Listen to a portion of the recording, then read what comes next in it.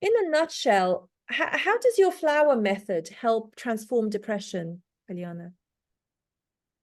Okay, so I created this metaphor that I call the living flower. And in my work as a counselor, I have found it very, very effective. And the flower metaphor actually came about when I first heard of Aristotle's quote that suggested that the whole is greater than the sum of all its parts. So my interest in existential approach, looking at the human being operating on those 4 different levels. Could you remind us again what they are, the 4 levels? Oh, yeah, absolutely. So we are first of all, in my opinion and my experience, a spiritual being in a sacred human body, having a mind and experiences through our emotions. So basically, body, mind, soul, and emotions. That is very, very important, because somehow it seems to me that, people out there say body, mind, and soul, body, mind, and soul, and they forget about the emotions. And that emotions is very, very important.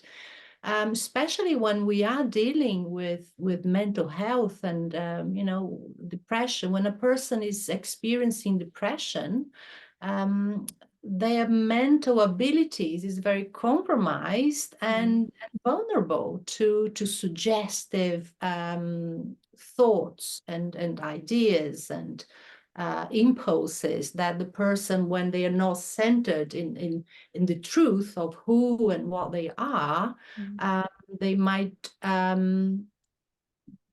act out to resolve a temporary issue with a permanent solution, and that is very, very dangerous.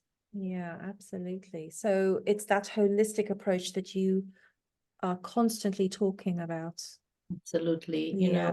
It's so important that we nurture all parts of us. It's like, if I go a little bit further to explain a little bit more about what I believe Aristotle meant, the whole, if you think of a flower, for instance, with a flower, you have the parts of the flower, the stems, the petals, the roots, the middle bit.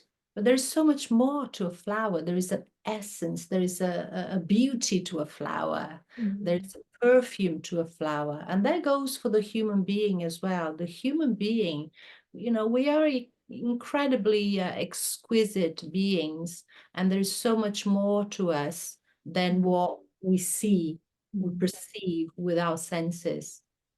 I love that. And I love the fact that you stress that the mind alone, particularly in depression, is so compromised. I mean, this is really, we put so much emphasis on the mind, don't we, in the current societal kind of norms. You're absolutely right. Yes.